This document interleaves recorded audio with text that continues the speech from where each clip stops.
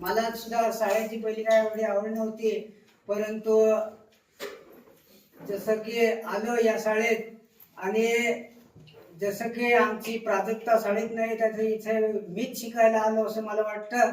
आणि खरंच सरांनी मला जसे मंगेश सर बोलले की आम्ही सुद्धा घाबरत होतो, तसाच मी सुद्धा इतका घाबरत होतो की मोठ्यांशी कसं बोलता येईल आणि स्टेजवर कसं काय करता येईल. बरेच जण मला सांगतात की तू तुझी कला सादर करू शकतो, पण मी इतका घाबरत होतो की मंगेश सरांपेक्षा जास्त घाबरत होतो.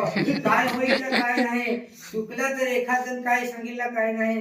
परंतु बराड सरांनी एक त्यांनी जिद्द होती की तू काही ना काही करशील आणि पहिल्याच वेळा संधी दिली आणि ते तोडकं मोडकं ते दोन शब्द होते ते सांगितलं.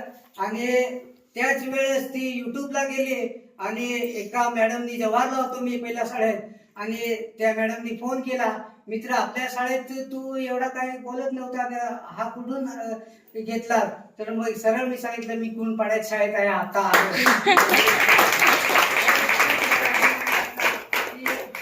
माझा उल्लेख झाला ते केवळ बराड सरांमुळे. आणि जसा जर मुलांच्या बाबतीत सांगायला गेलं तर आता मी समजा माझे डोळे नसून एवढी मोठी संधी घेतली तर माझ्यापेक्षा जर जे चांगले आहेत ते किती वर उडतील. एक